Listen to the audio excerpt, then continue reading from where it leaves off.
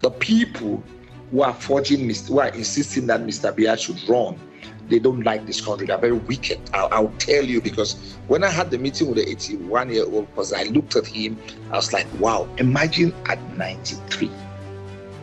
Do you have the capacity, the mental and physical capacity and capabilities to run a country? And to gain more insight into Cameroon's presidential politics, we've invited Agbo Bala onto the program. He is president of the Center for Human Rights and Democracy in Africa. He's also the founder of the YouTube channel Agbo Bala Speaks. Welcome to DW News Africa, sir. Is it realistic to think it is possible that Paul Biya can be beaten or could lose the election coming up later in the year? Well, thanks for having me on your program. I'm a very optimistic person. Yes, it's possible to defeat Paul Biya, just like possible to defeat any president.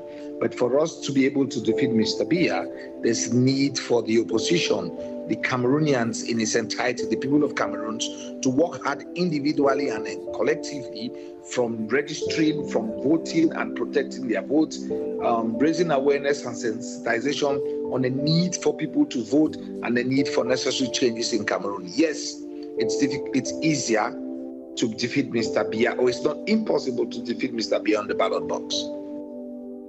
Right. You talk about the opposition there, which is divided. 10 candidates have announced that they are running. Doesn't the opposition need to combine forces behind a unity candidate then? I think the first thing perhaps is their strategy, that they decided to first of all announce and subsequently submit their documents. The deadline is supposed to be Friday, to first of all submit their documents so that they are eligible to run for the elections, and then they will probably sit in their, have a meeting and decide who is their candidate. Because also you are dealing with a regime where if just one party submits its document as the candidate of the opposition, they might find a way to frustrate them. So you have these 10 or plus candidates who would definitely submit their application. Then they can sit down, have a conversation on who would be the candidate. That is the wish of many Cameroonians. That's the voice of the people of this country. Because if I take a sample opinion on social media, when I do advocacy, almost everybody's asking the question, why are they not coming to assume that is a strategy, that they first of all want to submit their documents and then they would have a formal discussion. Behind the scenes, a lot of them have been talking. I've spoken to a lot of the leaders who have acknowledged the fact that they've been talking, The question is whether this talk would lead to something serious that would midwife a candidate. We might not have one opposition candidate. We might have a few coalitions each coalition would have its own candidate. But I think the first thing is that when the numbers are reduced, it creates more chances for the opposition to win. Right.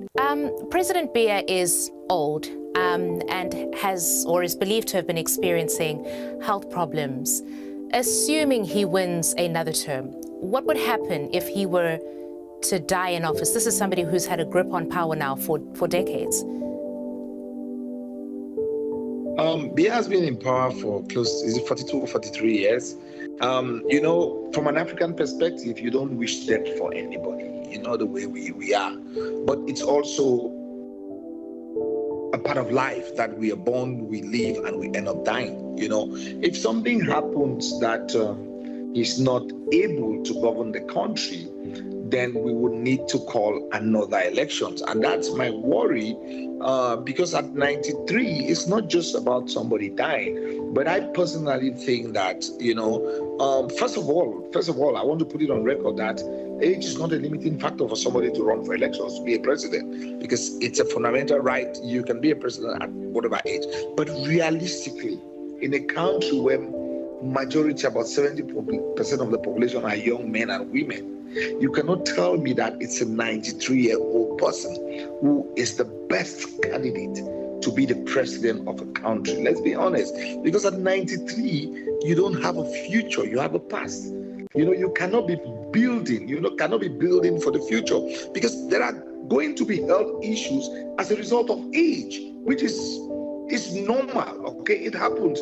If you have lived with an aging parent, you would attest to the fact that at a certain age, their reasoning faculty reduces, their strength, their ability and capacity to work definitely reduces. Mr. Biya is not different. So definitely, if he wins in October, I believe that he will not be able to complete the mandate. And then there will be the need for another election. Why do we waste the money, the limited resources that we don't have? Why would the ruling party not have another candidate, who is also a member of the CPDM party, who is also Republican, to replace a 93-year-old? I really, to be honest, I'll give you a simple example. If you want to, and I tell my friends in the CPDM, the ruling party, that if you go to a bus stop and you want to get into a bus, and the driver is 80 years, you will not get into that bus. If you people are doing a monthly contribution where you pool your resources together, we call it Tonting on Jangi in Cameroon, where at the end of each month, one person benefits from what you guys have contributed. If the first person to benefit from that money is 80 or 85 years, nobody will put his money there. So if you cannot give your life as an individual to a bus driver or conductor, or to somebody you guys are in a Tonting or in Jangi, how do you give the lives of 30 million persons in the hands of one person who is it? So I to be honest, I don't really understand the mindset of those who are advocating for Mr. Biya to run. Yeah, and you're not alone. Many people would be thinking the way you are. But I ask the question because we tend to see in countries where you've had a strongman leader for a long time, when that individual is removed under whatever circumstances, you have this power vacuum and this struggle for power that sometimes plunges a country into chaos. And I'm just trying to get a sense of, in a country where you have up to 10 candidates on the opposition vying for power, you've obviously outlined what could be the strategy of that on the part of the opposition. It's just a sense of, are structures in place to ensure that if a figure like this is somehow not able to carry out his duties, that the country could still function and not descend into some kind of a political, chaotic environment? You could look at it from a multifaceted point of view.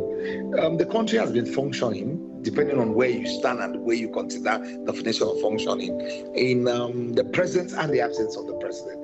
Presence in the sense that I don't think at his age he can have effective power to really man the country. And this is somebody who all of us know him for his inertia, for the fact that he might at times used to stay out of the country for a while and the country still function. But the problem is that we are in a country where it's about a strong personality, the cult of personality, the hero worship, the kind of North Korean kind of mindset or leadership without building strong institutions.